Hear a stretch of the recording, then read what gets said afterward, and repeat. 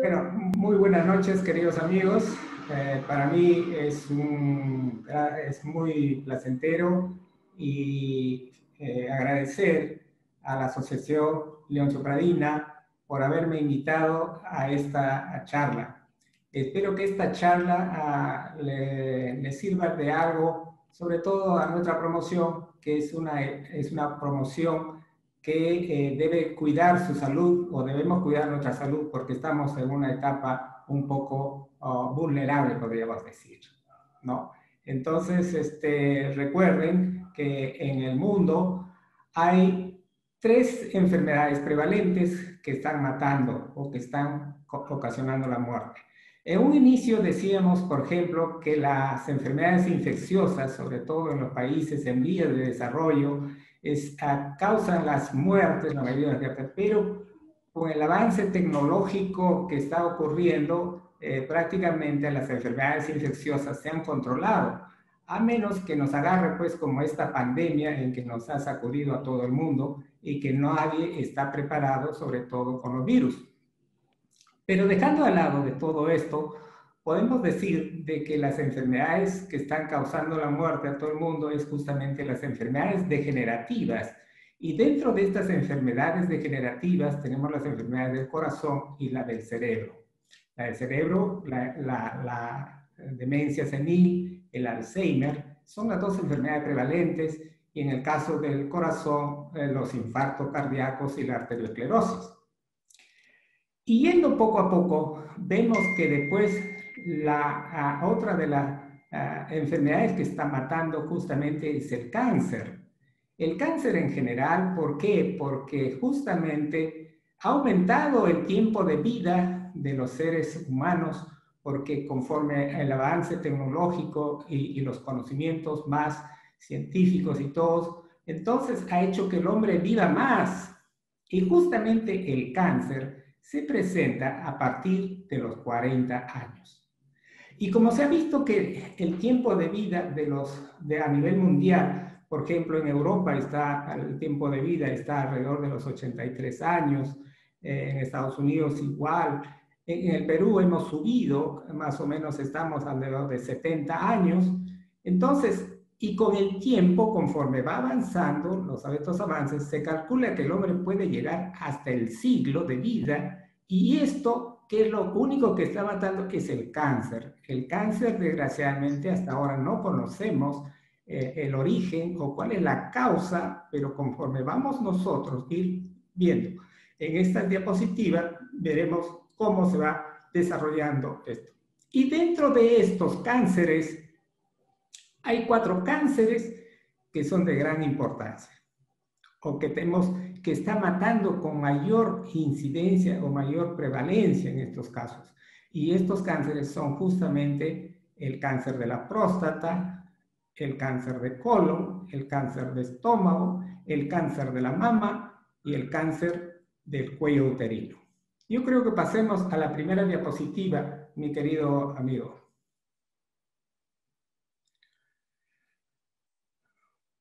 Pasa a la siguiente.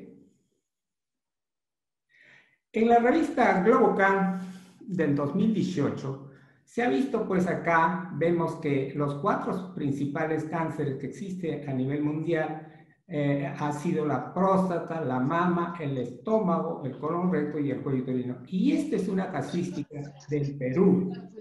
Pero como veremos posteriormente, mira cómo en el Perú, en el 2018, hubieron 66.627 casos de cáncer que se presentan. Pasa a la siguiente. La siguiente. Si nosotros disgregamos por sexo, vemos, por ejemplo, acá los hombres sufren generalmente la cantidad de próstata en un 24.7%, luego viene a ser el estómago, el colon y recto, el linfoma no Hodgkin y los pulmones. Imagínense, estas son las neoplasias que atacan más a los varones. En cambio, a las mujeres va predominante es el cáncer de mama, después el cáncer del cuello uterino, el colon recto, tiroides y también el estómago. Como ven, el cáncer de estómago es una neoplasia que prácticamente está predominando en ambos sexos. Claro que no está en el primer lugar, pero va entre el segundo o el tercer lugar. Pasa la siguiente. La siguiente. Entonces, los peruanos tenemos una población más o menos en el 2018 de 32.551.811 y de esta población, más o menos 66.627 son los nuevos casos, o sea, la incidencia de cáncer que se da. Pero ¿cuánto de muerte produce esto? Casi la mitad de todos estos pacientes se van muriendo. Entonces la muerte es del 50% en general. Pero si vemos la cantidad total de cáncer, vemos 150.132 casos que el país soporta económicamente. Tanto el screening, o sea, la incidencia, las muertes y la prevalencia es un gasto enorme para el Estado. Es una carga económica que lleva también al atraso del país. Hacia la siguiente. Este es un cuadro muy resumido, en la que vemos, por ejemplo, que en los hombres los cánceres que más predominan son el cáncer de próstata, el de estómago, el de colon recto, el linfoma no Hodgkin y el linfoma y el cáncer de pulmón. En tanto, tenemos el de la mama, el cuello uterino, estómago, colon recto y tiroides. Fíjense, tanto en el hombre, segundo puesto, y en la mujer, en el tercer puesto. O sea, el cáncer de estómago es una neoplasia sumamente agresiva y como veremos posteriormente, cómo se va desarrollando este cáncer de estómago. Pasa a la siguiente. Acá vemos cómo los 10 primeros cánceres que se van presentando. Y mira, un gráfico más o menos que hemos graficado, el cáncer de próstata, acá el cáncer de mama, las mujeres, el cáncer de estómago, igual, acá el cáncer de estómago. La siguiente. Pasa la siguiente. Este es el caso, por ejemplo, cómo se va la mortalidad. Es decir, una cosa es la incidencia, o sea, los casos que diagnosticamos y cuántos de estos casos se van a morir. Felizmente, el cáncer de próstata, su agresividad para la muerte no es tan agresivo. A pesar de haber una gran cantidad de casos de cáncer de próstata, la mortalidad no es tanto. En cambio, el cáncer de mama también se mantiene y la mortalidad no tanto. El cáncer del cuello uterino va así. Pero fíjense en el caso del cáncer de estómago. El cáncer de estómago, si bien es cierto, la incidencia es esto, y casi la mayoría se muere. Este es un caso dramático que en nuestro país se está presentando. Cuando nosotros tenemos, por ejemplo, llegan a los hospitales los pacientes de diferentes partes del país, tenemos así a grosso modo un 50% de casos que son inoperables. Y de esos 50% queda 25% que tienen intenciones curativas, es decir, que se puede operar con capacidad de curarse, y otro 25% solamente con intención paliativa, es decir, que lo vamos a postergar sus años por unos cuantos meses o años más. Por eso el cáncer de estómago es un cáncer sumamente agresivo. Pase la siguiente. La siguiente. Este es a nivel mundial, que bueno, un poco nos interesa, pero vemos también el cáncer de pulmón, el mama, el colon recto, la próstata y el estómago siempre va a estar. El cáncer de estómago en los países desarrollados, felizmente, ha bajado. Y esto ha bajado gracias a las medidas de prevención y de diagnóstico precoz que están realizando los países desarrollados. Y uno de los ejemplos mucho más importantes que nos está dando es justamente Japón. Japón está haciendo un screening o un diagnóstico precoz a todos estos cánceres, llegando hasta un 60% de sus pacientes en un estado inicial, lo que nosotros los cirujanos llamamos early cancer o cáncer precoz. Sin embargo, nuestro país, el cáncer precoz, fíjese, estamos en una cifra que está bordeando entre 7 a 9%. Es decir, el 93% de nuestros pacientes llegan a estados avanzados y en diferentes estadios, lógicamente. Es lamentable que cuando llegan nuestros pacientes, llegan pues a nuestros hospitales, nosotros tenemos que decirle, señores, regrese a su pueblo a que se mueran. Esto también lleva a una gran pérdida, como posteriormente veremos. Pase a la siguiente. La siguiente. Esto es la cantidad de casos. Fíjense cómo se va viendo. Pase a la siguiente. Cuando se hizo una proyección del cáncer del 2018 hasta el 2040, se ha visto que el cáncer en general va a subir. Es decir, el cáncer no va a bajar su incidencia, sino que está subiendo. ¿Y por qué está subiendo? Está subiendo justamente también por la mayor longevidad que se presenta en el hombre. Y recuerden que el hombre a partir de los 40 años ya debe hacerse un chequeo general de todo tipo de cáncer, y en el caso del varón, de próstata, de estómago, de pulmón, son los cánceres, y en las mujeres de mama, de estómago y de cuello uterino, sobre todo en los países subdesarrollados. Pase a la siguiente. En el caso, fíjese, en todos estos casos, la proyección siempre está aumentando. No se está diciendo ni solamente va a aumentar en el varón o en la mujer, en ambos sexos va a aumentar. Sigue la siguiente. La siguiente.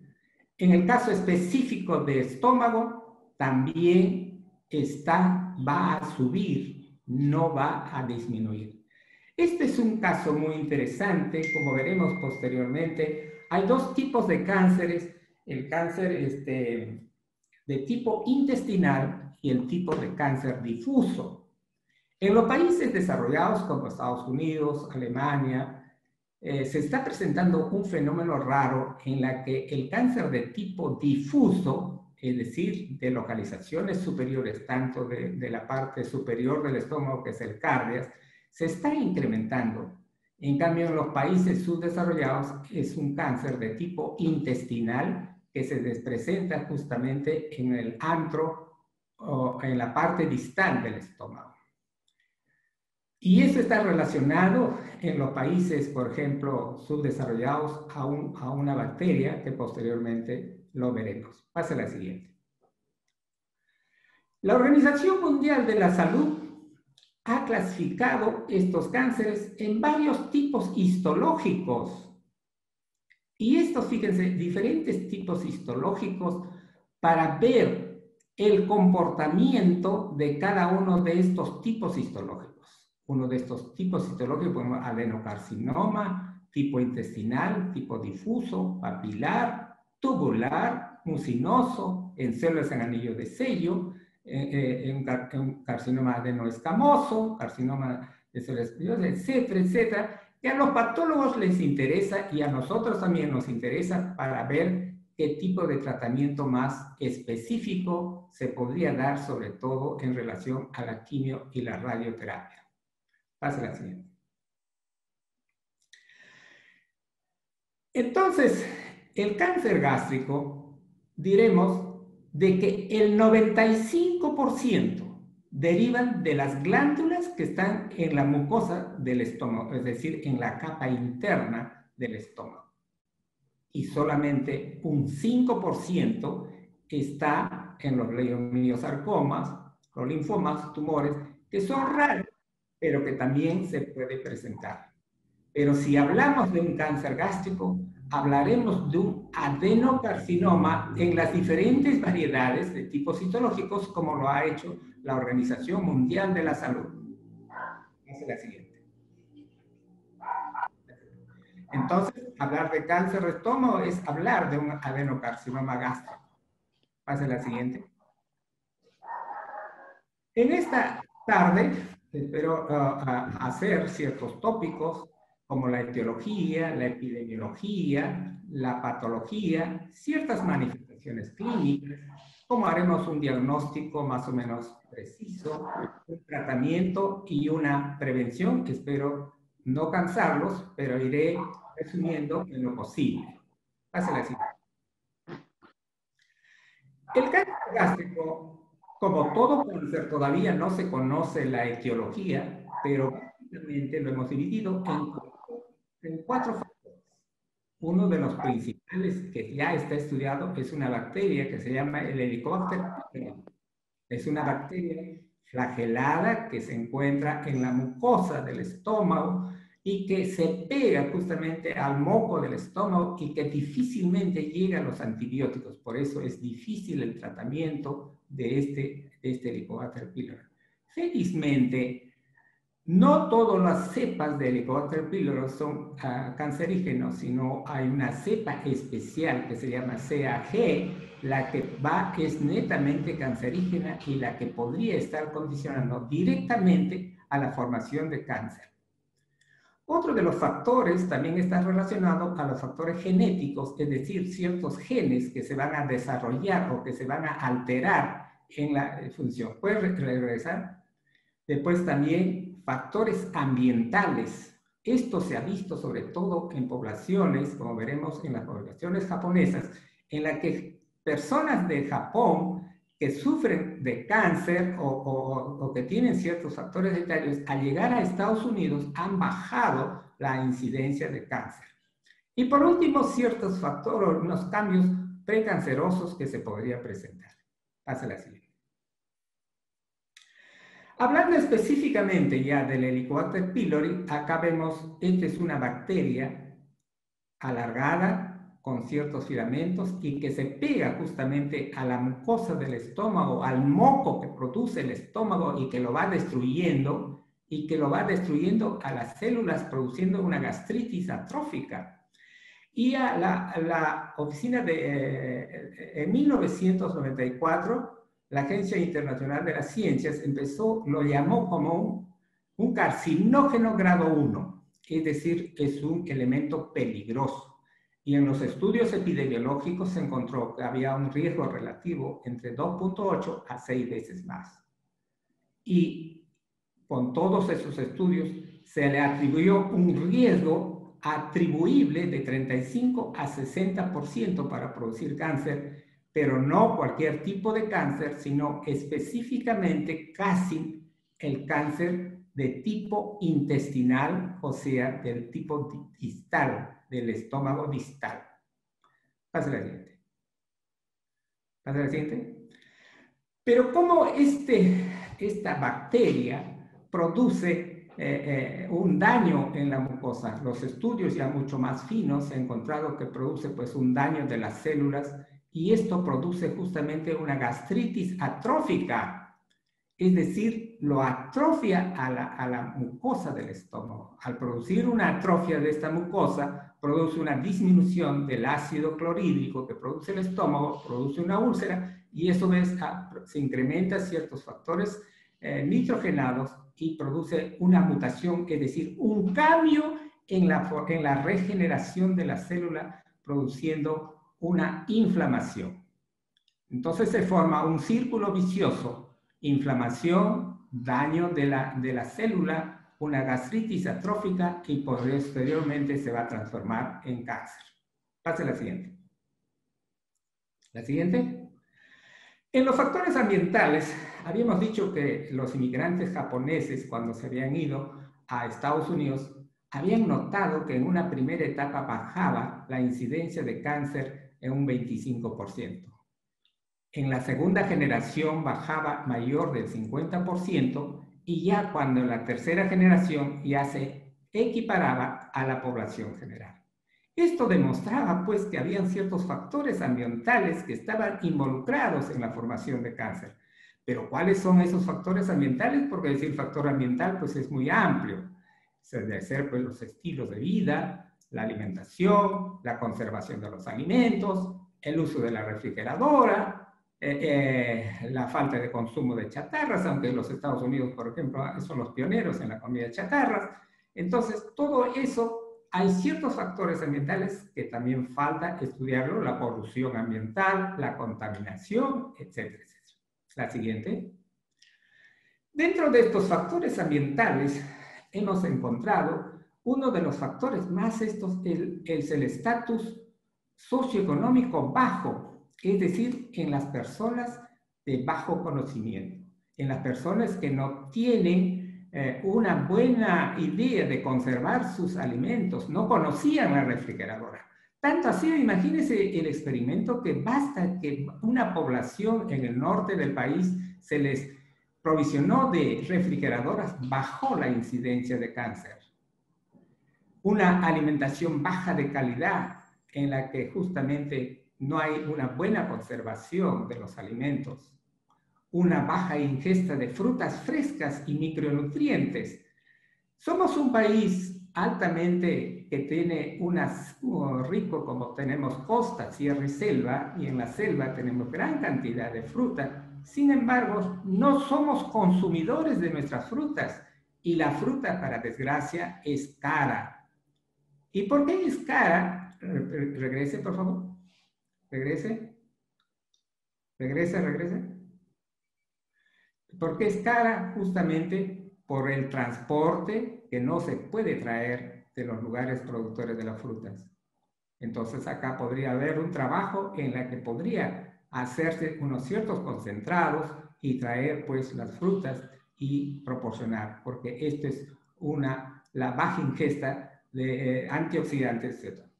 Otra de las cosas es el consumo del tabaco y alcohol, y antiguamente los peruanos hacían la conservación de la carne a través de poniéndole demasiado sal, lo que los peruanos le llamaban el charqui. Y todo esto produce pues un daño de la mucosa, se forman unos antígenos precancerígenos y una pérdida antioxidante. Y esto a su vez producía pues el cáncer. Pasa a la siguiente. La siguiente. Y en los factores genéticos, pues también se estudió que había cierta relación de ciertos familiares que si nosotros interrogábamos en la historia clínica de la presencia, por ejemplo, si sus papás o sus mamás han tenido cáncer, había cierto grupo de familias que tenían también cáncer. Entonces se buscó unos factores genéticos y se encontró pues que había alteraciones del ácido desoxirribonucleico con una de más o menos un 70%, alteraciones del gen P53, del E-caderina, acá del CMET, CASAR, etcétera, que producían ciertos tipos de cánceres, tanto difuso como intestinal. Pasa a la siguiente. La siguiente. Y dentro de las lesiones precancerosas, teníamos ciertas lesiones precancerosas y condiciones precancerosas. Las lesiones precancerosas, pasa a la siguiente. La siguiente. Eran pues cambios patológicos que predisponían a cáncer gástrico. Y una de estas era la displasia. ¿A qué llamamos displasia? Llamamos displasia cuando la célula del estómago va cambiando su modalidad, se va haciendo como una especie de cancerígena, tiende a progresar. Y estos van a ir progresando poco a poco. Pasa la siguiente.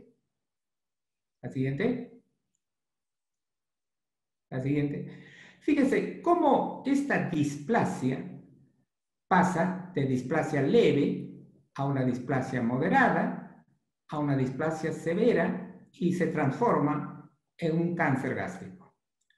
Pero fíjense, mira, de no displasia a displasia 5 años y de displasia leve a moderada otros 5 años y de acá igual 5 años, pero cuando se transforma en una displasia severa, son poco tiempo, entre 3 meses a 2 años, prácticamente se puede transformar en un cáncer.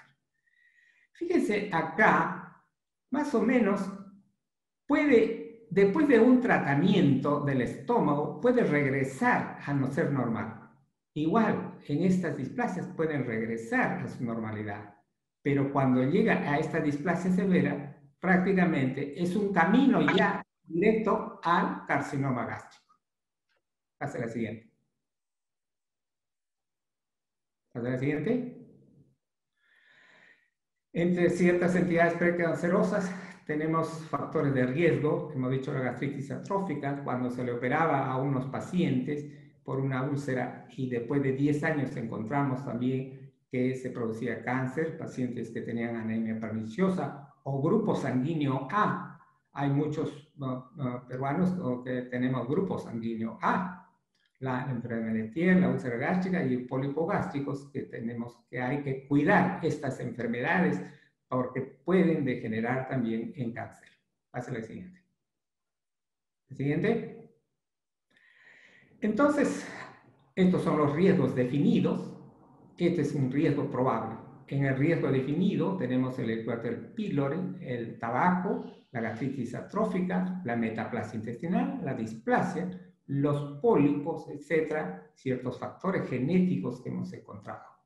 Y en estos probables, el alto consumo de la sal, el déficit de la vitamina A y C, alimentos ahumados o curados con sal, la obesidad. Esto quiero hacer también remarcar que la obesidad ya se está presentando muchas enfermedades, no solamente el cáncer, sino también la arteriosclerosis y la diabetes. Entonces, esto veremos cómo el índice de masa corporal hace que también podría ser un factor de riesgo para la probable formación de cáncer. La úlcera gástrica, mientras una úlcera gástrica se hace un buen tratamiento y este tratamiento prácticamente no cede, hay que demostrar que no vaya a ser cáncer. Muy bien, pase a la siguiente. La siguiente. Bueno, esta es una secuencia, pues, ante una mucosa normal, la dieta, los factores ambientales, como habíamos dicho, la bacteria, los factores genéticos. Estos factores, una vez que son desencadenados y golpeada la mucosa gástrica, entra se puede decir, en un terreno preparado, entran los factores genéticos que se va produciendo una secuencia llegando a una gastritis atrófica, y esta gastritis atrófica es el punto principal en la que va a producir metaplasia, displasia y un cáncer gástrico. O sea, si nosotros endoscópicamente nos hacemos y sale una biopsia que dice gastritis crónica atrófica, debemos chequearnos constantemente. Pasa a la siguiente. Pasa a la siguiente. Entonces, las conductas de riesgo, pues, la dieta, el consumo de tabaco y la obesidad. La dieta aumenta el riesgo, el consumo de carnes procesadas, salchichas, el tocino, el jamón, la cecina, los ahumados o carnes procesados, la ingesta de nitritos y nitrosamina, quiere decir alimentos nitrogenados que se asocian con cáncer, ¿no? Y felizmente también tenemos, gracias a, ¿no?, que hay alimentos que protegen, y estos alimentos que protegen son el consumo de los vegetales frescos, la poca sal, que no sean ahumados, poca carnes rojas, poco alcohol. La aspirina y los AINES también han sido unos medicamentos que protegen en cierta medida la inflamación que está produciendo el Helicobacter pylori. El tabaco, como ustedes sabrán, el tabaco tiene más de 3.000 factores cancerígenos. Y dentro de estos factores cancerígenos también hay unos que van a lesionar el estómago. Y se ha hecho un estudio que más de 20 cigarrillos por día aumenta el riesgo en 32% y 34% cuando se fuma más de 40 años. Y si nosotros estos cigarrillos queremos revertir, el riesgo disminuye todavía cuando se deja de fumar más o menos 10 años. Es decir, no solamente tenemos que dejar de fumar 1 o 2 años, sino más o menos para tener el efecto benéfico tenemos que dejar de fumar algo de 10 años. La obesidad, como repito, es otra de las cosas que está condicionando muchas enfermedades, dentro de ellas del cáncer, y esto se mide por índice de masa corporal, que no es más que la relación entre la talla y el peso, y si nosotros estamos en un índice de masa corporal entre 30 y 33, estamos bien, pero si llegamos a 35, ya debemos preocuparnos. Ahora, felizmente, ahora con esta pandemia, creo que nos va a hacer caminar y vamos a usar la bicicleta, y la bicicleta es un elemento muy fuerte para bajar la obesidad. Pase la siguiente. Vamos a la epidemiología. Pase la siguiente. Entonces, el cáncer es la segunda causa de muerte por cáncer a nivel mundial. Las zonas de alta incidencia son más o menos de 70 casos por 100.000 habitantes, y dentro de estos tenemos Chile, China, Japón y Colombia. El Perú también está entre las zonas que tiene alta incidencia, pero no tiene tanta incidencia como 70 casos. Nosotros los peruanos estamos alrededor de 22 casos por 100.000 habitantes. Esto termina un poco más en los varones que en las mujeres. Pero esto quiero sí que remarcas, y por eso lo he pasado en rojo, porque solo el 10% es diagnosticado en estadio 1. Quiere decir un cáncer precoz. Y esto no estoy hablando solamente del Perú, en caso en todo el mundo, incluso en los mismos Estados Unidos no se está poniendo un buen diagnóstico de este caso. Solamente Japón, por un gran programa que están haciendo, han llegado a diagnosticar un cáncer en estadio precoz hasta el 60%. Pasa a la siguiente. Pasa a la siguiente. Fíjense, en el Perú, los países se hicieron un registro de cáncer de Lima Metropolitana, Trujillo y Arequipa. Y fíjense, se han encontrado 4.541 casos nuevos. Y en Trujillo y Arequipa, el cáncer de estómago es la primera causa de muerte. En Lima Metropolitana se llegó a hacer más o menos 17.26 casos por 100.000 habitantes. Pasa a la siguiente. La siguiente. La siguiente. Pasa a la siguiente. Ya. Y acá vemos cómo de esto, miren, la letalidad. 86.7% de los pacientes se mueren y solo 27% tiene con intención curativa. En el INEM más o menos atiende 820 casos por año. Y acá vemos, el cáncer de estómago no solamente hace sufrir al mismo paciente, sino también hace sufrir a toda su familia. Pierde años de vida saludables. Y estos años de vida saludables también se produce en la producción de un pueblo, porque justamente en la edad de 40 a 60 años, en donde el hombre es más productivo, se produce esta enfermedad, y no solamente lo sufre él, sino también todos sus familiares que lo van acompañando o que van siguiéndolo a su paciente. Y mire, pierde más o menos 24.403 años de vida saludables en los hombres y otros 24.500 años de mujeres, es decir, que no son productivos y que solamente están gastando. O sea, este es un problema de salud pública. Pase a la siguiente. Este más o menos el mapa, donde esto es mayor incidencia. El Perú también tenemos acá una gran incidencia.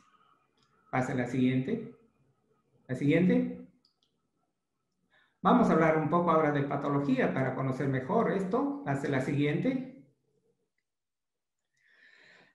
El estómago pues tiene varias partes. Es como una bolsa en la que tenemos la parte que entra por el esófago, se conoce como cardias, acá el fondo, el cuerpo, el antro. Y todas estas partes son diferentes. El cáncer puede localizarse en el fondo, en el cuerpo, en la curvatura menor, en el cardias o en esta parte. Hemos dicho, los tumores de tipo que están relacionados con el Helicobacter pylori generalmente están ocupados en esta región, en tanto que los tumores que no tanto están relacionados con el Helicobacter pylori que están localizados en esta parte superior.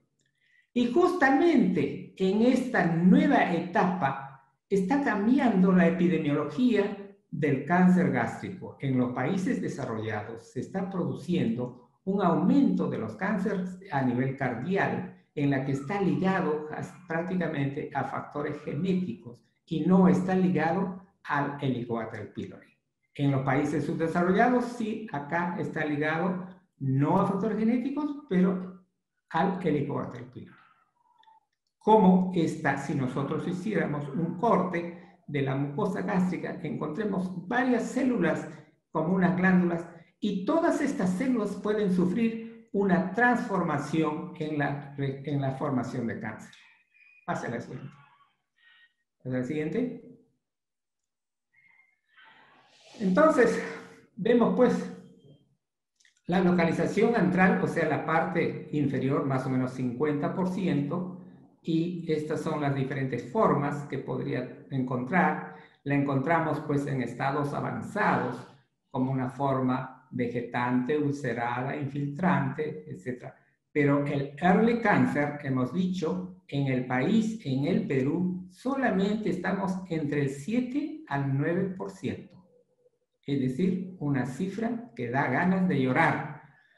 En tanto que en los países avanzados, como Japón, está 60%. ¿Y por qué hago remarco tanto en el early cancer y el cáncer avanzado? El early cancer es curable en un 98%, en tanto que en el cáncer avanzado solamente llega entre el 25 al 30% a los 5 años. Es decir, unas cifras que dan ganas de llorar. Pase la siguiente. La siguiente. Este es el caso temprano, o sea, el early cáncer, que quisiéramos nosotros diagnosticar en estos estados. Es decir, pequeñas tumoraciones que están con pequeñas, que no están solamente en el epitelio, esto se llama la mucosa, y esto es la submucosa, es decir, un cáncer que no sobrepasa la submucosa. Pero basta que sobrepase la submucosa y es un cáncer avanzado. Y el pronóstico se hace sombrío porque inmediatamente las células neoplásicas se van a dar un viaje por los ganglios a los diferentes lugares del cuerpo, o lo que le llamamos las metástasis.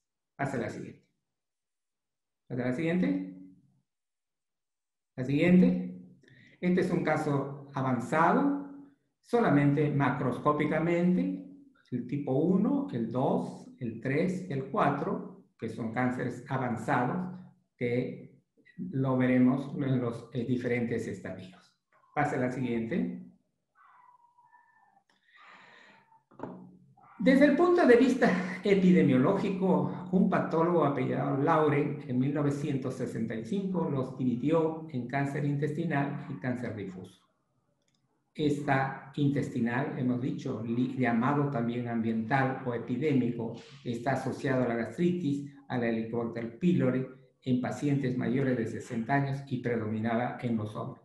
En cambio, este cáncer difuso era más localizado en la parte superior, es decir, en el cardias, era pobremente diferenciado en células infiltrantes con células en anillo y en gente más joven y en las mujeres. Entonces, este patólogo Lauren hizo una observación sobre estos dos tipos de cánceres. Pase a la siguiente. La siguiente. Esto ha sido una diferente clasificación desde 1975, más o menos ya se estaba haciendo, pero esta clasificación ha cambiado. ¿Y por qué estaba cambiando? ¿Por qué está cambiando? Está cambiando justamente porque no se conoce o no se conocía exactamente cuál era la conducta biológica del tumor gástrico. Pase a la siguiente. La siguiente. Pase a la siguiente. Otro. La siguiente. Y mira cómo va a hacer nuevas clasificaciones. Pase a la siguiente. Esta es la última clasificación del 2018, mucho más compleja, ¿no? Que habríamos que estudiarlo más minuciosamente, pero será en otra charla. Pasa a la siguiente. Y lo último, como hay un diferente tratamiento y comportamiento de esta neoplasia, entonces dijeron, vamos a estudiar las bases moleculares. De repente está el problema en las bases moleculares. ¿Y qué se encontró? Que habían, pues, que estaban ligados a un virus que se llama el Epstein-Barr. En un 9% había otro ligado a un cromosoma de inestabilidad en un 22%, y otro con un genómicamente estable, 20%, y en el otro inestable, en un 50%. Entonces, ¿esto con qué finalidad? Con la finalidad de que cuál de estos era más sensible a la quimio y a la radioterapia para prepararnos posteriormente. Pase a la siguiente. Fíjense, más o menos en este cuadro, casi el 50% correspondía a inestabilidad cromosómica, ha ligado al Epstein-Barr 9%, lo que hemos dicho. Pasa a la siguiente. Y conforme este tumor va creciendo, va penetrando a la pared del estómago hasta sobrepasarlo. Y al sobrepasar, prácticamente se hace mucho más sombrío su pronóstico. Pasa la siguiente. La siguiente. Vamos a ver rápidamente cómo son las manifestaciones clínicas y cómo nosotros podemos darnos cuenta que está sufriendo de una neoplasia. Pasa a la siguiente. El cáncer en sí, no hay una sintomatología específica que nos puede decir, pero más o menos esta tríada característica: pérdida de peso, dolor abdominal y pérdida del apetito, saciedad precoz. Estas cosas nos debe hacer pensar, algo está pasando en mi estómago. Una pérdida de peso que no tiene explicación y que ustedes de repente sienten que en un mes bajaron 5 kilos, rápidamente tienen que pensar que se está una neoplasia. Y también hay unas alteraciones en la neurona, en vómites, pasa la siguiente. Pasa la siguiente. La siguiente. Pasa la siguiente. El cáncer temprano, en la que todos quisiéramos diagnosticar, es un estadio temprano donde solamente está la mucosa. Esto es lo ideal en la que podemos comprender. Pero fíjense, es asintomático, no da síntomas en un 80%. Puede haber también síntomas de una úlcera péptica, náuseas, vómitos, saciedad, dolor, pero son mínimos las síntomas. Este tipo de cáncer requiere pues un screening o unos programas de detección a nivel del gobierno o programas de salud pública que se debe hacer para poder diagnosticar en estadios tempranos, como lo hace Japón. Japón prácticamente a todos sus trabajadores los somete a una endoscopía y no les da vacaciones mientras no se hagan su endoscopía. Y solo así pueden hacerse programas en los que pacientes o personas que tienen mayores de 40 años que no tienen síntomas deben hacerse su chequeo del estómago. Hasta la siguiente. La siguiente. En tanto que el cáncer avanzado ya pues pérdida de peso, dolor abdominal. Mi abuelita me decía, hasta el portero lo diagnostica. Todo lo podemos diagnosticar, pero no podemos llegar a esto. Nuestros pacientes en el Perú llegan en estados avanzados. Repito, cuando llegan avanzados, lo único que tenemos que decirle, regrese a su pueblo a morirse, porque si se muere en Lima, le va a costar más caro el transportar el cadáver hasta que regrese a su pueblo. Pasa a la siguiente. Si nosotros lo examinamos, encontramos pues un paciente bajo de peso, caquético, encontramos tumores en el abdomen y signos o tumores que están por la clavícula, etcétera, etcétera, con un hígado grande, etcétera. Ya cuando tiene estas cosas, prácticamente son inoperables estos pacientes. Pasa a la siguiente. La siguiente. También pueden haber ciertas cosas que pueden distraer a las personas, pueden estar presentando ciertas lesiones negruzcas y pensar que pueden estar pasando por el dermatólogo, ¿no? O una queratosis seborreica, estar el dermatólogo estando curándolo, pero no es más que una manifestación extra que podría presentarse en estos tumores, estado de probabilidad, alguna nefropatía, etc. Entonces, siempre pacientes o personas mayores de 40 años, ya tenemos que hacernos un diagnóstico de todo tipo de cáncer. Y de los 4 tipos de cáncer, principalmente de pulmón, estómago, próstata, colon. Pasa a la siguiente. Vamos a ver cómo hacemos un diagnóstico. Pasa a la siguiente. El diagnóstico básicamente lo hacemos por una endoscopía. Antes hacíamos una radiografía de estómago, pero ahora hacemos de frente una endoscopía. La endoscopía gástrica es un examen fácil, no hay ningún problema, rápido, no doloroso y nos saca y nos despeja ante cualquier eventualidad. Si nosotros sufrimos de unas molestias digestivas del estómago, hagámonos una endoscopía. Esa endoscopía nos dirá, es un estómago normal o tenemos pues una gastritis, algunas cosas, o de repente tenemos una úlcera. Si tenemos aparentemente una úlcera benigna y después de un tratamiento bien hecho para la úlcera y no sana después de más o menos unos 3 semanas o 4 semanas, tenemos que volver a hacerle la endoscopía y después de hacerle la endoscopía, revisar nuevamente esa úlcera y ver si cicatriza o no cicatriza. Pero una úlcera crónica que no cicatriza después de hecho un buen tratamiento, probablemente ya eso es cáncer. Y el endoscopista tiene la obligación de hacer una biopsia, más o mínimo sacarle 5 a 7 biopsias en el estómago.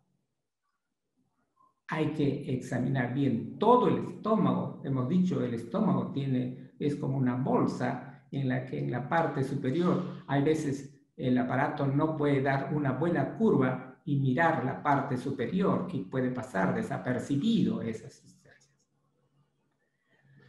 Si el patólogo en una de esas biopsias nos dice pues que hay enfermedad, entonces el siguiente paso es ver si es una enfermedad localmente, está solamente en el estómago o ya se fue fuera del estómago. Si se fue al hígado, si se fue al pulmón, si se fue a toda la cavidad abdominal. Esa es nuestra otra preocupación. Y haremos pues a través de la ecosonografía endoscópica, la tomografía o la laparoscopía. Pasa a la siguiente. La siguiente, estas ciertas radiografías que hemos hecho, fíjese el tumor, cómo está localizando la parte inferior, acá vemos la parte superior del estómago, y acabó, todo el estómago se comió el cáncer. Estos casos son avanzados, difícil de tratar y solamente hacemos cirugía paliativa, es decir, para que pueda comer unos cuantos meses más. Pasa a la siguiente. En el estudio endoscópico por imágenes, fíjese, la endoscopía nos puede diagnosticar pues unas lesiones pequeñas y este es el objetivo. Los programas de despistaje de cáncer deben diagnosticar en estadios precoces en la que no llegue a la submucosa y esto haría pues un pronóstico bueno hemos dicho en un estadio de early cancer, más o menos un 98% de sanación. Pero cuando pasa la submucosa, baja drásticamente el pronóstico entre 50%. Estamos hablando a 5 años. Pasa la siguiente. Pasa la siguiente. Otro es la endoscopía, que también nos ayuda a ver cómo el tumor va atravesando las paredes del estómago, cómo se va penetrando, y de acuerdo a la penetración podemos decir, este paciente tiene un tratamiento por vía endoscópica o requiere una cirugía radical porque ya pasó la submucosa. Pasa la siguiente. Entonces, nuestra preocupación antes de operar es ver, pues, qué grado de profundidad ha entrado el tumor, si el tumor solamente está localizado en este estómago, si ya se fue al hígado, si ya se fue por estas regiones, es decir, y cuántos ganglios se encuentra acá. De acuerdo a eso, haremos nuestra cirugía. Pasa la siguiente. Entonces, este es el algoritmo que siempre hacemos. Hacemos más o menos después del diagnosticado, el estadiaje, y veremos, lo estadiamos pues en T1, T2 o T3, de acuerdo a eso, para darle, si solamente es tributario de cirugía con linfadenectomía, con intención curativa, o podemos hacer con intervención paliativa, en la que ahora estamos dando también quimioterapia, llamamos neoadyuvante, o sea, antes de la cirugía, o adyuvante post cirugía. También le podemos dar radioterapia neoadyuvante, o sea, antes de la cirugía, o radioterapia post cirugía. Hasta la siguiente. Siempre hemos dicho que hay que hacer un diagnóstico diferencial de la úlcera péptica. Una úlcera no debe pasar de 3 meses con un buen tratamiento. Ante la presencia de una úlcera crónica, hay que hacer un buen despistaje, hay que hacer estudios de coloración, hay que hacer un cepillaje de todo ese borde para hacer un lavado de esa zona y lo que nosotros los médicos llamamos el block cells, o sea, un centrifugado para que en el fondo de esa pipeta se produzcan ciertas células y la podemos encontrar ciertas células neoplásicas. También hay coloraciones que colorean las células. Esto los japoneses están mucho más avanzados, sobre todo con aparatos mucho más sofisticados que cambian de coloraciones y que se puede ver dónde están las neoplasias en un estado inicial. Pasa a la siguiente. Vamos a ver el tratamiento, qué es lo que estamos haciendo en estas épocas. Pasa a la siguiente. Entonces, ¿cuál es la meta en el tratamiento del cáncer? Primero hay que hacer pues un buen estudio de estadiaje para que la cirugía tenga un buen éxito, para que la quimioterapia y la radioterapia tengan un buen éxito. Hay que tener una buena ecografía, una buena laparoscopía, ¿no? Hay que lograr una resección completa y con intención curativa. ¿A qué llamamos intención curativa? Llamamos intención curativa cuando se saca toda la enfermedad, incluso los ganglios que supuestamente han sido comprometidos. Como posteriormente veremos, llamamos cirugía radical. 3 tipos de cirugía radical, la de 1, la de 2 y la de 3. Y como posteriormente veremos posteriormente. Hay que prevenir la diseminación de la enfermedad. Siempre que tenemos y tratamos con cáncer, la manipulación del cirujano, la manipulación puede hacer que se disemine la enfermedad y se va a ir pasando por la visión porque estas células son altamente fugaces a través de los vasos linfáticos o de las venas y que pueden irse o podemos diseminarlo a través cuando ya han atravesado la pared. Nuestra intención es aumentar la supervivencia y la calidad de vida. La supervivencia, por eso han sido hechas constantemente estas nuevas clasificaciones desde 1997. La Organización Mundial de la Salud está cambiando sus estadiajes. hasta que ha llegado la última, que viene a ser ahora en el 2010, y la que hasta ahora está durando todavía esa clasificación. Y la calidad de vida, bueno, pues esto es un término también bien amplio en la que tenemos que darle, que no sufra el dolor, que no siga causando las pérdidas económicas de esa familia y que prácticamente hay que decirles, explicarles cuál es la cosa. Acá entramos pues en un problema también ético en la que ¿a quién decimos la eutanasia o no la eutanasia? ¿Cómo podemos hacer? ¿Dejar que se muera? ¿Dejar hacer? ¿O seguimos haciendo y manteniéndolos hasta sus últimos días de su vida? Entonces, el control del dolor, asegurar una adecuada nutrición. Estos pacientes no pueden nutrirse. Hay veces tenemos que hacerles unas ostomías, es decir, unos apagamientos, colocaciones de sondas para poderlos alimentarlos. Son alimentos también que son preparados especiales, que son semidigeridos o digeridos y que tienen que alimentarse a través de ciertas bombas o de ciertas sondas para que gota a gota podría alimentarse. Y por último, evaluar el soporte social. Este es otro problema importante porque en muchas familias el comportamiento de las familias es bien incierto. Hay unas familias que se aglutinan y están al cuidado de sus pacientes, pero hay otras familias que abandonan su familia. Dicen, doctor, ya perdí y ya se abandonan a sus pacientes. Entonces, tenemos que ver, también tener contacto con los psicólogos para que ellos nos ayuden a que la familia no abandone tampoco a sus enfermos. Pasa a la siguiente. La siguiente.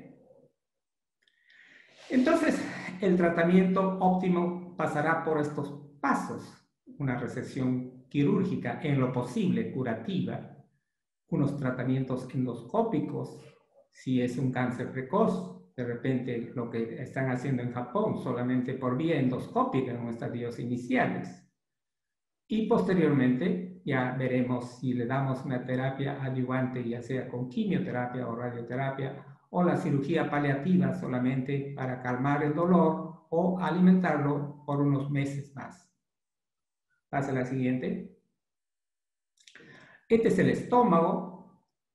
Fíjense las diferentes relaciones que tenemos en el estómago. Pasa a la siguiente.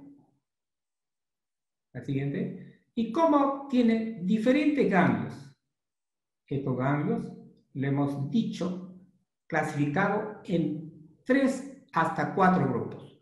Grupos de la primera estación, grupos de la segunda estación, de la tercera estación y de la cuarta estación. Cuando el tumor está localizado en un inicio, va a ir a capturar estos grupos de primera estación. Cuando el tumor va avanzando, capturará tanto el primero como el segundo y posteriormente el tercero y así posteriormente. Nuestra cirugía ideal para hacer una cirugía radical, llamaremos D1 cuando le sacamos estos ganglios, llamaremos D2 cuando le sacamos estos ganglios y D3 parte de estos. Sin embargo, ya no estamos haciendo esta cirugía D3 porque se ha visto que el pronóstico en hacer una cirugía del grupo 2 con el grupo 3 no aumenta la sobrevida y que aumenta más bien la morbilidad y la mortalidad de estos pacientes. Por eso que esta resección del grupo 3 ya no lo estamos haciendo. Pasa a la siguiente. La siguiente, esta es la misma, entonces hemos dicho esto, sacamos de 1, de 2 y de 3, de acuerdo al grupo ganglionar que le vamos sacando. Pasa a la siguiente. Y los estadios tumorales, hemos dicho que si están estos estadios 0, 1, 2, es cirugía curativa. ¿Qué quiere decir curativa? Prácticamente este paciente le damos una sobrevida, le aseguramos la sobrevida a 5 o máximo 10 años. En cáncer hablamos de 5 y 10 años. Si le decimos 5 años, usted tiene que vivir 5 años. Ese es nuestro pronóstico. Esta es nuestra sobrevida. O le decimos, vas a vivir 10 años. Pero cuando estamos ya en el tercer estadio o cuarto estadio, prácticamente es sombrío y la sobrevida es baja. Veremos posteriormente en las tablas en las que vamos a presentar. Pasa a la siguiente. Estas son las diferentes cirugías que realizamos. Sacamos toda esta parte del estómago, o sacamos esta parte, o sacamos todo esto. Llamamos subtotal esto. Esta es cirugía polar, o esta es la gastrectomía total. Pasa la siguiente. La siguiente. Estas son las reconstrucciones que hacemos, ¿no? Con todos. Pase la siguiente. Siguiente. Fíjense. Acá se sacó todo esto y le reconstruimos así. Acá le sacamos todo esto y le reconstruimos así. Y un tumor que está localizado en el cardias, o sea, en la parte superior, nos tenemos que ir, hay veces, hasta el esófago o hacia el cuello. Subimos parte del estómago hasta la parte superior. Pasa a la siguiente. Un punto controversial y de esto es justamente este cáncer que está ocupando la parte superior del cardio del estómago. Este tumor que se está desarrollando a mayor prevalencia en los países desarrollados justamente por una ingesta a veces de licor o de alcohol o de fuma de los cigarrillos, entonces se está produciendo llamamos el esófago de Barrett, o sea, una alteración de la mucosa del esófago, del esófago distal, y eso se va a transformar en un cáncer. Este cáncer de la unión de este esófago y del estómago se producen 3 variedades. Pase a la siguiente. Pase a la siguiente. Estas son las resecciones que le hacemos de acuerdo a cómo están. Pase a la siguiente. La siguiente. ¿No? Entonces, este cáncer que está ubicado justamente en esa, la clasificamos según un autor que se llama Seward, y Seward lo clasifica en 1, 2 y 3. 1, que es por debajo del esófago, esta que está justamente en la unión del esófago, y esto es que se tiende más hacia la parte del estómago. Todo eso es importante para nosotros porque el drenaje linfático, o sea, la diseminación de estos tumores, se van a ir hacia arriba o se van hacia abajo. Pasa a la siguiente. La siguiente. La siguiente. Entonces, y en el tratamiento endoscópico o potencialmente curativos, en el cáncer precoz, es la resección endoscópica de la mucosa, cuando el tumor solamente está en la mucosa. Esto son expertos los japoneses y en nuestro país también ya se está dando porque estamos diagnosticando cánceres precoces, pero repito, estamos solamente entre el 7 al 9%. En cambio, en Japón sigue con el 60% y ahora creo que está mucho más, han llegado creo a 65%. Y la resección de la submucosa endoscópica, que también se da. Esto hay que tener también ciertos reparos. Pase a la siguiente. En el caso de un tumor que es pequeño, tenemos que ver el tipo y el tamaño de la lesión, que no sean menos de 20 milímetros o mayores de 20 milímetros, o menos de 30 milímetros si son ulcerados, etc. Y fíjese, lo más importante para nosotros es si es un cáncer diferenciado o indiferenciado. ¿Qué quiere decir diferenciado? Diferenciado quiere decir que las células no son tan que sufren una gran alteración, en tanto que el indiferenciado quiere decir que no lo podemos reconocer muy bien esas células.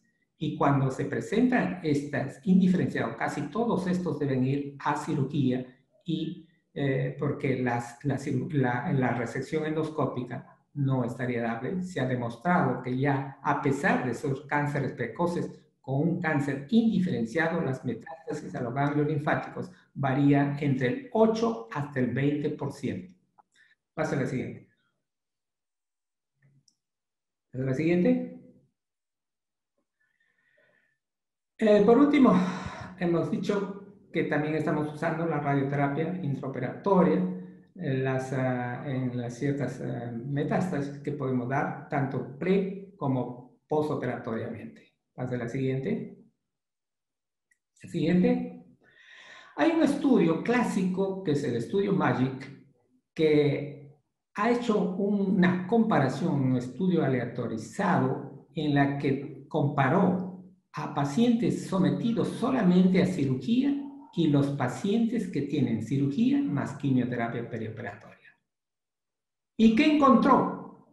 Encontró, fíjese, en los pacientes que han sido sometidos a la cirugía más la quimioterapia perioperatoria una mayor sobrevida de 36.3% contra 23% para cirugía sola. Pase la siguiente. Pase la siguiente. Otro estudio en la que también se hizo ya empleando no solamente quimio, sino también le agregó radioterapia y se encontró también una mayor sobrevida de estos pacientes que sean sometidos a quimio, radio y cirugía comparados con solamente cirugía sola. Y fíjense, el porcentaje de sobrevida fue 36% versus 27% con un P de 0.07 o 0.05. Pasa a la siguiente. Estas terapias paliativas, bueno, hemos dicho cuando ya no tenemos nada que hacer, hacemos solamente bypasses, le podemos colocar una sonda, tanto en el estómago, en el yeyuno, colocar un stent, y para el dolor, bloqueos nerviosos, derivaciones, etcétera, etcétera, con la finalidad de prolongar su vida. Pasa a la siguiente. Acá vemos, ahora está de moda las famosas suturas mecánicas. Estas suturas mecánicas que son lineales o circulares nos ha facilitado prácticamente en las operaciones porque ahora son mucho más cortas, nos ahorra tiempo y no son más seguras porque hay veces la mano del hombre puede fallar o el punto no podría ser tan milimétricos comparados con estas suturas mecánicas. Estas suturas mecánicas también han aumentado su tecnología en la que pueden haber de 1, 2 líneas o hasta 3 líneas. Incluso se les coloca de refuerzo ciertos hilos especiales que conservan la tensión de esta sutura. Pasa a la siguiente. La siguiente. Y fíjense acá cómo, de acuerdo a los diferentes estadiajes, es decir, conforme va penetrando el tumor sobre la pared, el pronóstico va cambiando. La sobrevida 1 a los 2, a los 3, a los 4, a los 5 años va bajando. Y fíjense cómo el I3, por ejemplo, 9% de sobrevida a 5 años, versus el 1A, 70.8% a los 5 años. Es decir, el éxito del tratamiento para estos tumores será pues en que la profundidad de este tumor no se vaya haciendo más. Pasa a la siguiente. Y acá se ve gráficamente cómo las líneas van cayendo de acuerdo a los diferentes estadios. Pasa a la siguiente. Por último, vamos a hablar sobre un poco de prevención. Hemos dicho, una mejor prevención es la que está haciendo pues el Japón, en la que se deben hacer ciertos programas para la detección precoz, ciertos programas que deben estar. Una de estas era pues la erradicación del Helicobacter pylori en la población. Esto fue un problema también un poco controversial, porque nuestra población peruana varía la infección del Helicobacter pylori entre 60 a 70%. Entonces, erradicar a toda la población del Helicobacter pylori sería pues un gasto enorme en antibióticos, etc. Felizmente, ya se han hecho unos estudios y el Helicobacter pylori de la especie CAG, el anterior, es la que está condicionando al acto cancerígeno. Hay que hacer un buen estudio familiar. Si hay un familiar que sufre de cáncer, siempre hay que hacerse un chequeo a los 40 años e incluso se puede empezar a los 30 años para hacerse un chequeo periódicamente. Si en algún problema que sufren de gastritis o dolor del estómago, prácticamente hay que chequearse. Y si sale a la biopsia una gastritis crónica, esto mucho más. Sobre todo la atrófica. Este es el punto crucial para el inicio del cáncer del estómago. Una úlcera gástrica que no cicatriza, hay que llamar siempre la atención. Otro, manejo de la dieta. Siempre debemos consumir mayor cantidad de frutas y verduras. Disminuir las comidas a base de sal, comidas ahumadas. Evitar el consumo de alcohol y el tabaco. Y en ciertas pacientes que tienen condiciones precancerosas hay que seguirlos también. Esto tiene que hacerse un programa con las asistentes sociales y con las redes de salud para que ellos vayan monitorizando los diferentes lugares donde se encuentran estos pacientes. Y por último, un screening endoscópico a partir de los 40 años. Bueno, eso es lo que les he querido traer hoy día. Estos ya son otros tumores que los linfomas, ¿no? Que también es una charla mucho más larga, pero más o menos 2 tipos de linfomas y los GIST o leiomiosarcomas, es decir, los carcinoides, que también son tumores mucho más de otra estirpe que no son el adenocarcinoma. Muy bien. ¿Pasa al siguiente? Con eso, muchas gracias por la atención. Cualquier pregunta, con mucho gusto. Doctor, qué gusto. La verdad que hemos disfrutado de su charla. Bueno, voy a dar ahorita a las personas que quieran preguntar, pueden levantar la mano o pueden poner en el chat para hacer las preguntas, pero yo quería hacer la primera pregunta, doctor, aprovechando que estoy de anfitrión. Respecto al tema de la sal y de la prevención, ningún tipo de sal es la que afecta, o sea sal marina, sal de maras, es el tema de, o algo tiene que ver respecto al tema de sal. ¿Cualquier tipo de sal o hay sales que se pueden salvar o evitar? En realidad es la sal en general. No hemos hecho un estudio de qué tipo de sal, pero es en realidad la sal. Nuestros antiguos peruanos lo que hacían para conservar su carne, el famoso charqui, pues el charqui en la que dejaban a la intemperie y ponían que la carne se secaba y nuevamente volvían a consumirlas. Eso es. Muy amable, gracias. Osvaldo Vildoso ha levantado la mano, por favor, si puede activar su micrófono. Osvaldo.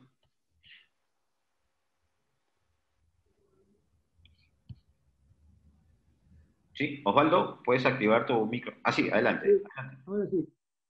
Bueno, en primer lugar, muchas gracias, Cimerón, y mis felicitaciones.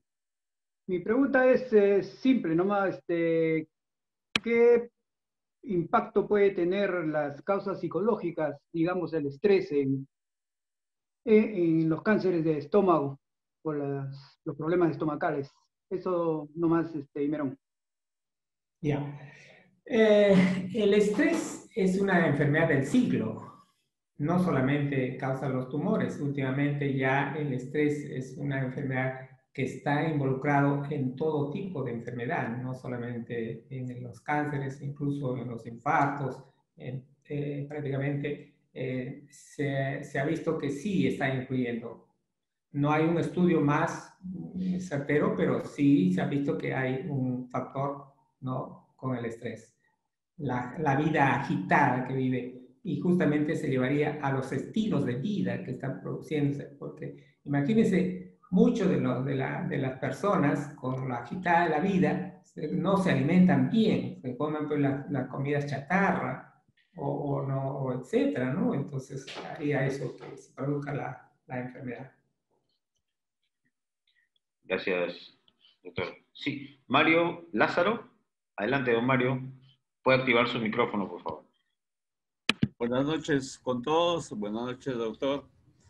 Es cierto lo que usted ha dicho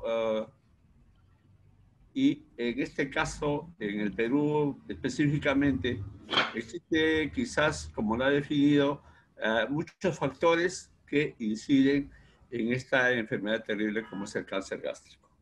Sin embargo, hay un punto que usted ha puesto énfasis en lo que es la infección del Helicobacter pylori del tipo CAG. Bien, y el problema de salud pública también está adosado, no solamente para este tipo, me parece, de enfermedad, sino para otros tipos de enfermedad. Y el problema grande es de que nosotros tenemos una cultura de automedicación, ¿no? Y sabemos que el Helicobacter pylori produce un cierto tipo de acidez gástrica y lógicamente si no es tratado inmediatamente, esto prolongadamente, ¿no? O empíricamente tratada, lógicamente va a producir una úlcera, ¿no? Mi pregunta sería, ¿qué hacer preventivamente? O sea, ¿cómo atacar este tema de salud pública para que, con la precocidad que se requiera, tratar la úlcera y, lógicamente, no devenir al final como un cáncer gástrico que, en definitiva, como usted ha dicho, solamente quedaría la resección y la calidad de vida que se le pueda dar? Porque la cultura que nosotros tenemos, inclusive en menos de 40 años, o sea, aquellas personas que están en toda la actividad, lógicamente lo que obvian es lo principal, el desayuno, ¿no? Y eso hace que la actividad gástrica, debido a la acidez, prolongue más. Bueno, como sabrás, en el Perú, más o menos la infestación del Helicobacter pylori llega entre 60 y 70%. Sería difícil tratar a toda la población, ¿no? Y aparte de difícil, sería caro, muy caro, pero gracias al reconocimiento de esta cepa, que es el CAG, ¿no? Entonces, ¿qué se está haciendo? A todo paciente que sufre de molestias digestivas y que se le ha hecho una endoscopía y que se le ha tomado una test de la ureasa, ¿no? Y que sale positivo, entonces, y asociado a una úlcera, entonces debe erradicarse el Helicobacter pylori. Ahí tenemos que erradicar cualquier... No sé si te respondo. Muchas gracias, doctor. Gracias. Sí, ¿alguien más va a tomar la palabra? ¿Alguna pregunta? Fernando Cunza. Adelante, Fernando. Sí, muchas gracias por la excelente charla. Mi pregunta concreta es, ¿con qué frecuencia se debe hacer el examen endoscópico? A partir de nuestra edad, por ejemplo. No, nosotros a partir de 40 años ya se debe hacer. Pero si posteriormente de 40 años, más o menos cada 5 años, debemos hacer nuestra endoscopía. Ok, gracias. Sí, doctor, había una pregunta parecida de Edgardo Llanos que decía, ¿cada qué tiempo después de los 50 años debemos de sacarnos la endoscopía? Y si tenemos gastritis crónico, ¿cada qué tiempo? Si tenemos gastritis crónica, tenemos que estar muy pendientes de la evolución de esta gastritis, porque en las biopsias que si tenemos, por ejemplo, esta gastritis crónica, lo que llamamos nosotros la metaplasia intestinal. Si hay una metaplasia intestinal que puede ser completa o incompleta, generalmente la metaplasia intestinal incompleta, que es un estado mucho más rápido que se podría estar presentando, a estos pacientes hay que vigilarlos muy de cerca, puede ser cada año o cada 2 años la endoscopia. Correcto. El caballero Galaxy J2 Prime. ¿Quién es? ¿Puede tomar la palabra?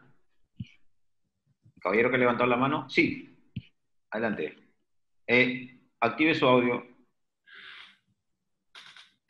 Ok, adelante. No, está sin audio. Está sin audio.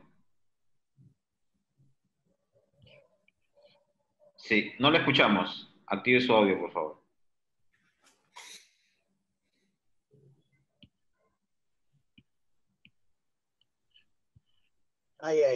Ok. Ahí te escuchamos muy bien. Adelante. Hola, Imerón, ¿cómo estás, hermanito? Soy César Toledo. Sí, hermano, ¿cómo estás, Toledito? ¿Qué tal, hermano? No, mi pregunta era, Era esto, ¿no? Es acerca de la prevención. ¿Cómo podemos prevenir nosotros de que nos tengamos el cáncer? Entonces, una prevención es hacerse la endoscopía, o hay otra cosa en el cual podemos hacer para evitar tener el cáncer del estómago, ¿no? Que es uno de los más peligrosos. Ujú. La prevención, como te repito, es básicamente hacerse la endoscopía a partir de los 40 años. Toda persona debe hacerse una endoscopía a partir de los 40 años. Y periódicamente, si no tiene, hasta los 5 años. Tener unos buenos estilos de vida. Y estos estilos de vida es, pues, no fumar, no tomar mucho alcohol y consumir bastante frutas, ¿no? Entonces, con eso, los japoneses han mejorado su sobrevida en este tumor. Entonces, yo creo que la clave está, pues, en la prevención, en el screening, o sea, en la selección de nuestros pacientes a partir de los 40 años. Gracias, Cimerón. Gracias. Cecita Peña, adelante, por favor, es al levantar la mano. Gracias, Juan. Imerón, felicitaciones primeramente por las acostumbradas presentaciones que tú ya nos tienes últimamente haciéndonos llegar, ¿no? Mi pregunta es la siguiente. Dime, ¿qué porcentaje de cáncer gástrico son consecuencia de metástasis de otros cánceres? Es generalmente los cánceres de colon, que por estar vecinos, sobre todo del colon transverso, puede llegar a ser estómago. Hemos tenido, hay veces le hemos llamado estos cánceres de colisión porque chocan. Hemos tenido problemas con estos tipos de tumores, entonces no sabíamos si era de colon o era de estómago. Hemos tenido que hacer un análisis que se llama inmunohistoquímica, y a través de la inmunohistoquímica hemos diferenciado que dependía del colon. Entonces hay tumores. Hay tumores también, como por ejemplo los melanomas, que podrían estar también grandes, que podrían ir ahí, ¿no? Hay tumores de mama también que podrían irse ahí, ¿no? Pero generalmente el tumores de páncreas también podrían estar ahí, ¿no? ¿Y qué hay de alguien que tenga o haya tenido de repente cáncer de próstata? ¿Existe la posibilidad también? El cáncer de próstata muy poco, porque el cáncer de próstata más se va a los huesos, cáncer de próstata, ¿ya? Pero no tanto llega al estómago. Gracias, Merón. Gracias, César. Doctor, tenemos una pregunta acá de Manolo Ludeña. Dice, cuando señala que desaparece el Helicobacter, ¿a qué se refiere? Tengo entendido que el Helicobacter lo tenemos presente permanentemente en el estómago. No le entendí la pregunta. ¿Cómo dice? Dice, cuando usted señala que el Helicobacter desaparece, ¿a qué se refiere? Tengo entendido que el Helicobacter lo tenemos presente permanentemente en el estómago. Así es. No, si tenemos una úlcera acompañada del Helicobacter, es obligatorio erradicar ese Helicobacter. No, una úlcera no va a curar si no erradica el Helicobacter. Ahora, lógicamente vamos a convivir con el Helicobacter, pero también hay que estar pendiente de que no vaya a ser una cepa de esas oncogénicas. ¿Alguien más quiere tomar la palabra? ¿Alguna pregunta para el doctor? Quisiera hacer otra pregunta, Jimerón. Siempre hemos sabido, bueno, hace muchísimo tiempo quizás nuestras generaciones han estado acostumbradas a escuchar de que si no comes, si no tienes tus alimentos a determinadas horas, vas a sufrir de úlcera, y después apareció el famoso Helicobacter pylori, ¿no? que era el causante de esas úlceras, no era por efecto de lo que se creía, ¿no? De que no comer a sus horas o comer cierto tipo de alimentos en forma indiscriminada. ¿Qué de cierto hay de que si una persona consume sus alimentos a determinadas horas, por decirte, ya desayuno, almuerzo y comida, y entre ellas nada, ¿existe algún efecto adverso a esto? Bueno, ¿Qué contribuye, me refiero? siempre los estilos de vida, pues está importante. Recuerda que, mira, ve, los japoneses cuando se fueron de Japón y se fueron a Estados Unidos, adquirieron las costumbres de los americanos. Y basta que adquirieron las costumbres de los americanos, los japoneses bajaron su incidencia de cáncer gástrico, tanto que en la tercera generación ya se equiparó a la de los americanos. Entonces, los estilos de vida siempre son importantes en la presentación de esto. Y dentro de sus estilos de vida, pues está la forma de alimentación. Conservar bien los alimentos, la refrigeradora, que no comas ansiedad chatarra, que no comas nitrosaminas, etcétera, etcétera, ¿no? Entonces, esa es la base. Ahora, estar comiendo también a cada rato no es costumbre, pues está, porque el estómago también debe educarse, el estómago. Tampoco un ayuno prolongado. Ustedes saben que hay que, dice, comer como rey, y después almorzar como príncipe y cenar como un mendigo, ¿no? O algo de eso así. Entonces, el estómago tiene que estar preparado. No podemos irnos tampoco a dormir con el estómago lleno. Gracias, doctor. Gracias, León. La palabra del señor Pajares. Había pedido la palabra. Adelante. Adelante, señor Pajares. Gracias, sí. ¿Me escuchan bien? Te escuchamos muy bien. Ya, gracias. Sí, doctor, muchas gracias. Quería hacer una pregunta muy concreta. ¿Qué tanto influye en el estómago el tomar estos efervescentes que le dan mucha propaganda por televisión con vitamina C o el mismo bismutol? ¿Afecta en algo el sistema digestivo directamente al estómago? Las sales de bismuto se han curado incluso para el tratamiento del Helicobacter pylori. Entonces, protege bien a la mucosa. Entonces, eso es importante.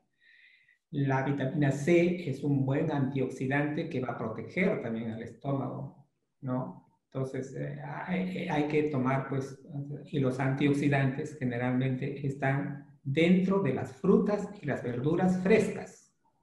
Entonces, eso hay que tener presente en ese sentido. No sé si le he respondido la pregunta. ¿Cierto? Concretamente, los efervescentes, dejando de lado la fruta, los productos naturales, el uso de efervescentes.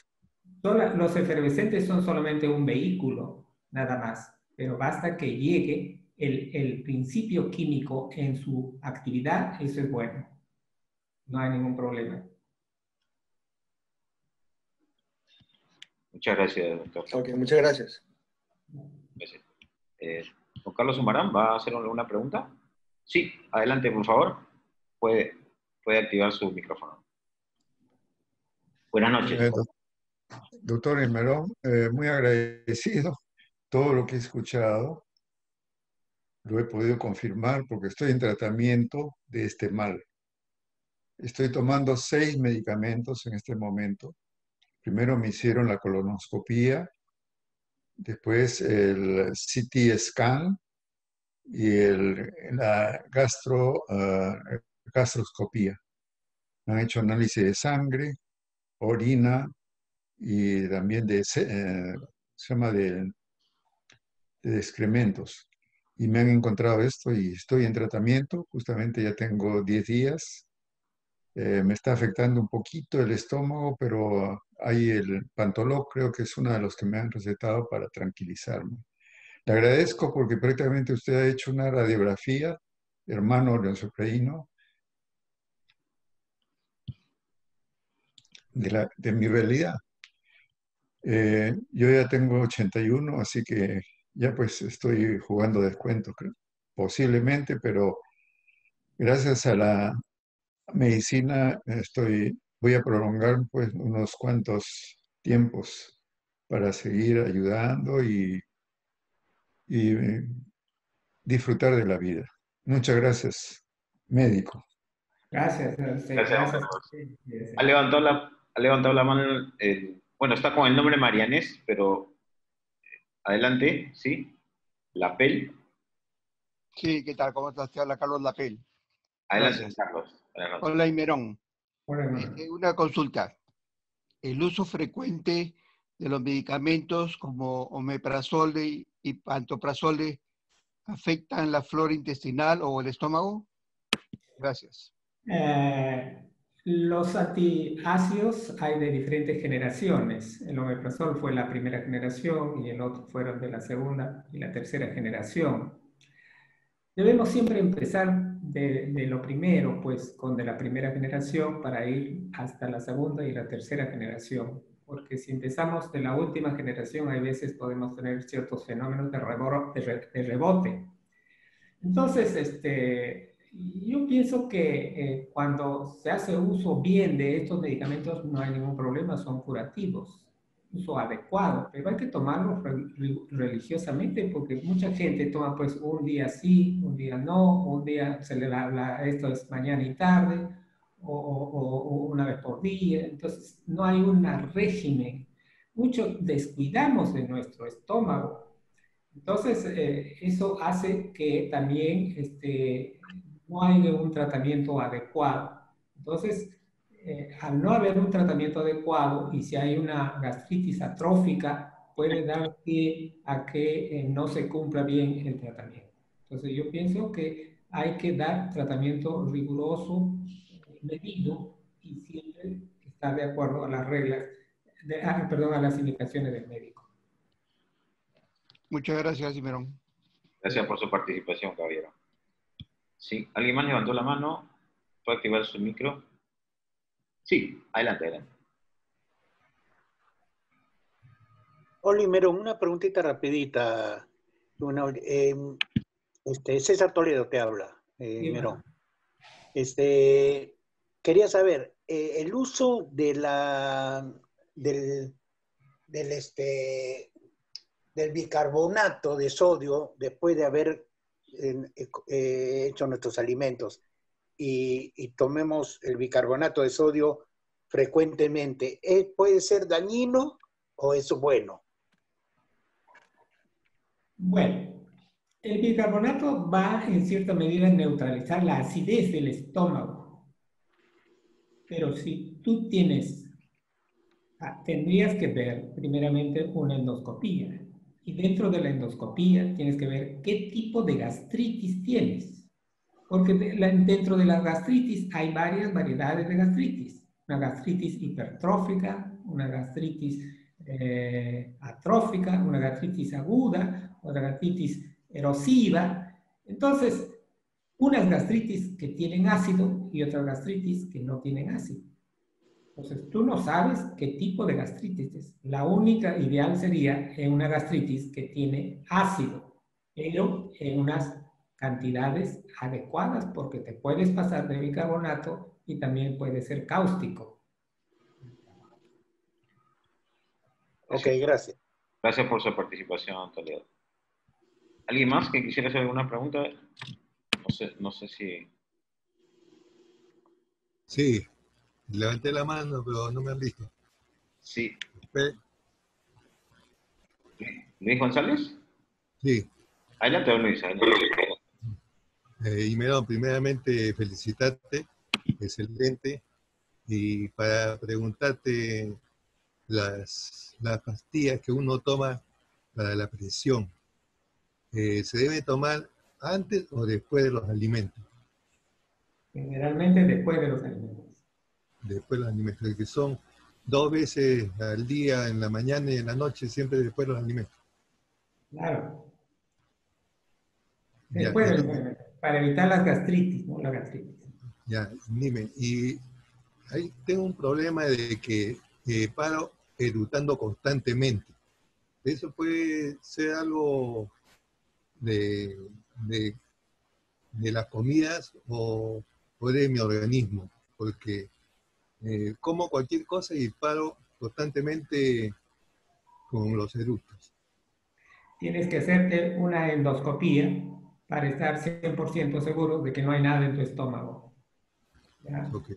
Veremos cuál es la causa de los gases. De repente hay una falta de funcionalidad de tus enzimas, alguna de esas cosas, o la falta de motilidad del estómago, solamente es problema disfuncional del estómago. Pero primero, hazte una endoscopía para descartar 100% que no vayas a tener alguna enfermedad neoplásica. Ok, gracias, Aymero. Gracias, Luis. César, ¿habías levantado la mano? Sí, Aymerón, necesito tu consejo en este momento. A ver, mira, acá donde yo me encuentro en Idaho, visitando a la familia, van a ser las 7 de la noche, así que yo siempre me gusta hacer esto, ¿no? Tomarme una cervecita antes de la comida. ¿Me aconseja que siga con esta costumbre o no? Bueno, sí, la cerveza y el vino, dice que la cerveza y el vino son buenos, ¿no? Pero siempre tomadas en proporciones adecuadas, ¿no? Okay. Bien. Muy bien. Así vale la pena tener un médico de cabecera, caramba. Adelante, don Fernando Cunza. Puede activar su micrófono, don Fernando.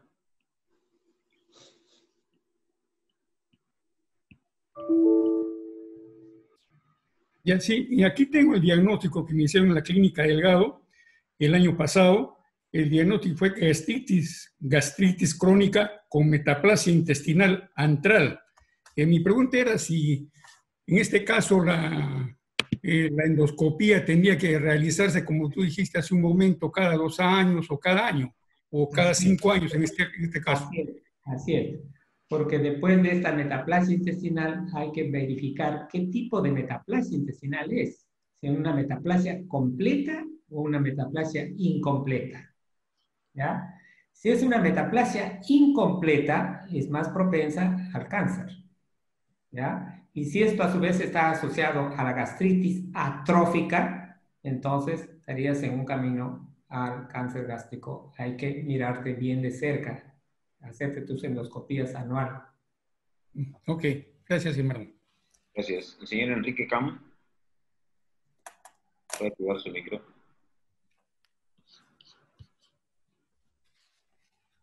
Aymerón, ¿cómo estás? Gracias por tu exposición. Quiero, por cuestión de trabajo,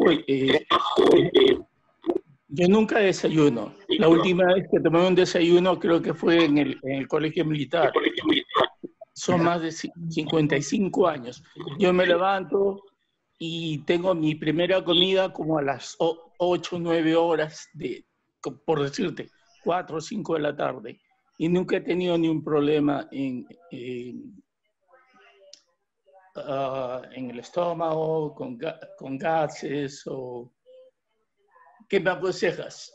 ¿Que cambie mi hábito y empiece a tomar desayuno? ¿O ¿Tú no tomas desayuno? Como te digo, no tomo ni un alimento, solamente una taza de café cuando me levanto, y mi primer alimento es como a las 9 horas, desde que tomo por decirte, si me levanto a las 8, mi primer alimento es a las 4 o 5 de la tarde. Wow. Y esto lo he hecho por 55 años. Caramba. Es un caso interesante, porque generalmente uno tiene ciertas reservas de glucosa que están en el hígado a manera de glucógeno y que esos se están consumiendo. Salvo que tu cena debe ser tan copiosa, pero es con bastante carbohidrato, glucosa, bastante dulce, así que porque imagínate, para durar como son como 12 horas, te estarías en ayunas, ¿no? Porque solamente almuerzas a las 4 de la tarde, 4 de la tarde. Así es. No tomas desayuno. Claro, básicamente. básicamente estoy 10 horas en ayunas, ¿no? 9, 10 horas. O sea, ya estás acostumbrado a ese ritmo. Yo diría que siempre tendrías que hacerte un control de glucosa para ver cómo está tu glucosa dentro de la sangre, o de repente eres alguna alteración, porque de todas maneras tienes que tener una fuente de energía que esté para que aguantes tanto, ¿no? Entonces, mi recomendación sería que te hagas un dosaje de glucosa, de tolerancia a la glucosa, para ver cómo está tu ritmo de la glucosa, para ver si te aconsejamos si tomas desayuno o no lo tomas. Normalmente sí debes tomar desayuno, porque los alimentos básicos son en las mañanas para que puedas trabajar mejor, te va a dar energía. En cambio, en la tarde ya no, porque uno va descansando. Chino, opiómano. Quisiera decir, me parece que Quique Cam lo que hace es, está comiendo a las 4 de la mañana, más o menos. ¿No? No, tengo solamente una comida y después tengo un snack antes de irme a dormir. A descansar. Básicamente es una comida al día, más un snack. ¿Y no tienes hambre? Normalmente no. No tiene plata. Los chinos negociantes. Bueno, a ver, en el caso que habríamos que ver por qué habría que hacerte un estudio minucioso de la curva de tu glucosa, cómo está en la mañana, en la tarde, en la noche, ¿no? ¿Por qué ese aguante tan esto que no tienes hambre, etcétera? Y almuerzas porque es una costumbre también, o porque tienes hambre. No. A la hora que almuerzo, sí, almuerzo bien, tengo un apetito normal, o sea, no es que me esfuerzo por hábito, ¿no? Sino que lo hago porque... Pero, digamos, en cuanto a mi nivel de glucosa, 101 más o menos, ¿no? Entonces de repente eres un estado prediabético. Puede ser que seas un estado prediabético, ¿no?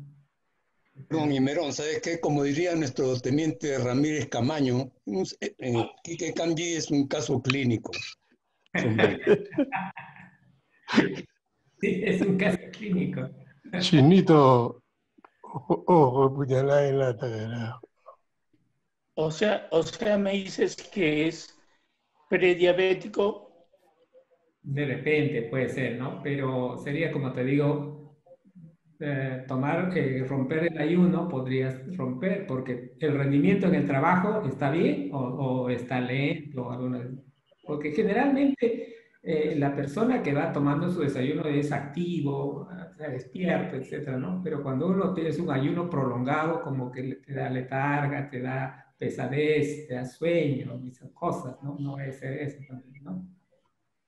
Eso tendría No, al contrario. Sufro de insomnio, nunca tengo sueño. Para todo el día no lo puedo hacer, no. Ya no tienes sueño. No. Tenemos que hacerte un estudio. Hay que seguirte un dosaje seguido para ver más o menos qué está pasando ahí, ¿no? O de repente tienes algo que esté condicionando, porque no puedes estar con tanto tiempo en ayuno, ¿no? No sé. ¿Verdad que... Recomiéndale un psiquiatra.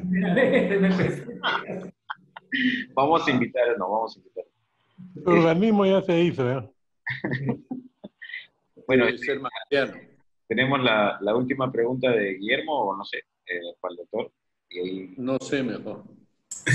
Buenas noches, muchas gracias, Cimerón. Muy didáctico y muy cultural lo que has expuesto. Bueno, qué gusto estar aquí con bastantes personas que ya han pasado los 40. Entonces, larga vida para todos. Bueno, justo lo que comentó el hermano César Peña, solamente hay un tema que tú como médico de repente lo podrías compartir, ¿no? La mente sana y el buen humor. Eso también de repente es parte de la calidad de vida y también para evitar y para subir las defensas, ¿no? Pero dicho esto y aprovechando el comentario, saludando a Carlitos Sumarán, como siempre, ahí adelante, les comento una anécdota, ¿no? Trayendo a lo que ha referido César Peña. Tuve la oportunidad de trabajar en una cervecera y la primera semana fue inducción, ¿no? Y lo que dijo el hermano César Peña no escapa a la realidad. Dicen que los egipcios, ¿no? Esto lo sé por la inducción que me dieron en esa cervecera, y a todos los que han estado en alguna cervecera lo podrán recordar. Había un manual de todos los beneficios de la cerveza específicamente, ¿no? Obviamente los egipcios, la cerveza no era un trago, no era una bebida alcohólica, sino era una bebida medicinal y parte de su alimento básico, ¿no? Y hablaban justamente que hasta, como bien lo has dicho, ¿no? En medidas adecuadas en las comidas, tiene un efecto bueno para el organismo, ¿no? Y bueno, decía un montón de cosas, ¿no? Hasta el principio básico era, según los egipcios, es que eran granos, ¿no? O sea, ellos eran agricultores también, y la cebada era el compuesto de mayor proporción, ¿no? Y ahí hablaban del gluten, y ahí recién te voy a lanzar la consulta, ¿no? Y hablaban que, no es esa palabra, pero sí que las propiedades de la cebada, que es el insumo principal de la cerveza, ¿no? Tenía una de esas propiedades, pero ahora ya estamos en otra etapa, me imagino por la industrialización, que el gluten dicen que es malo, y otros bueno, y nosotros que somos cadetes del colegio militar, el pan lo comíamos riquísimo, ¿no? O sea, un desayuno sin pan o una cena, un lonche sin pan, ¿no? Es parte, ¿no? De nuestra comida, en Europa también, ¿no? Pero bueno, era para amenizar la noche, un gusto, muchas gracias, y de repente compartes algo de eso, ¿no? Gracias, te felicito. Carlitos, vamos. Porque mi OneDrive de la nada me la doy, no puedo. Saludos, Guillermo. Bueno, señores, qué gusto haber compartido con ustedes este webinar en nombre de la Asociación Ocio Pradina. Le damos las gracias y obviamente voy a dejar el micrófono abierto para que se puedan despedir del doctor Imerón. Un gusto, doctor Imerón, y gracias por tenerlo acá nuevamente con todos los hermanos. Ah, ¿verdad? ¿Escuchaste los voices que mandé? Pueden La organización y todo eso, ¿verdad? doctor, activando su micrófono. No, ahí te explican unas cosas. Existe. Gracias. Diabético. Un gusto Gracias, doctor. Estaremos en a la 21. Muchas gracias. Un gusto de volver a ver. Felicitaciones. Felicitaciones, Imerón. Un abrazo. Chao. Gracias, señores. Buen fin de semana. Repítelo pronto. Gracias. Gracias, Juan. Felicitaciones para ti y la promoción a la que perteneces. Sí. Felicitaciones a la 21. Gracias, Juan. Gracias por todo. Gracias. Saludos a la 21. Saludos a la 21. Muchas gracias, Imerón. Listo. Muchas gracias. Buenas noches. Buenas noches, Imerón.